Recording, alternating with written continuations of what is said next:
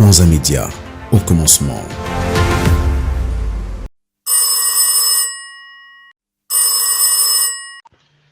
Péril du droit international, oui.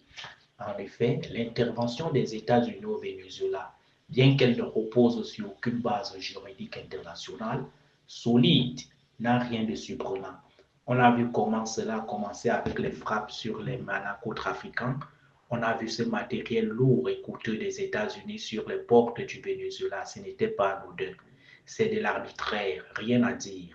Mais elle s'inscrit dans une mutation profonde de la géopolitique mondiale en 2025, marquée par l'effritement de l'ordre multilatéral et l'impuissance croissante de l'ONU à réguler les rapports de force. Le monde assiste ainsi au retour assumé des relations bilatérales où chaque État agit selon ses seuls intérêts stratégiques. Sous l'ère Trump, cette logique devient systématique. Le droit cède le pas à la force et la puissance se substitue à la légalité. Sur le plan juridique, toute tentative de poursuite buterait sur un précédent bien connu, celui de Bachar el-Assad.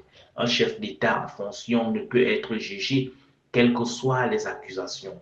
La question se déplace donc du terrain du droit vers celui de la politique, où seule une implication coordonnée des autres puissances occidentales et asiatiques pourrait infléchir la situation. En réalité, cette crise illustre une constante des relations internationales. La géopolitique n'est pas morale, elle est intéressée. Derrière les discours sur la démocratie et les droits humains, l'ombre du pétrole vénézuélien et nigérian plane comme un alibi stratégique. Ce feuilleton complexe rappelle que, dans le jeu des puissances, les principes sont souvent secondaires face à l'appétit énergétique et à la défense des intérêts nationaux. La suite de la situation est complètement incertaine, car il ne faut pas sous-estimer l'effet que cela aura à travers le monde, l'Afrique en particulier. Autant les poubelles attirent les mouches, autant ce qui est mûr est à un pas de la pourriture. Les humains sont aveuglés par l'illusion du bien, ils oublient que la vérité se cache souvent dans l'ombre. Tout ce qui fait l'objet d'une admiration fanatique est infecté par un virus mortel.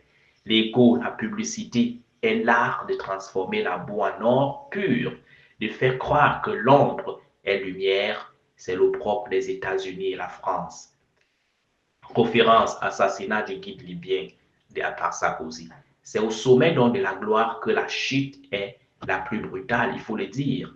C'est là que l'on se rend compte que la descente est souvent plus rapide que l'ascension.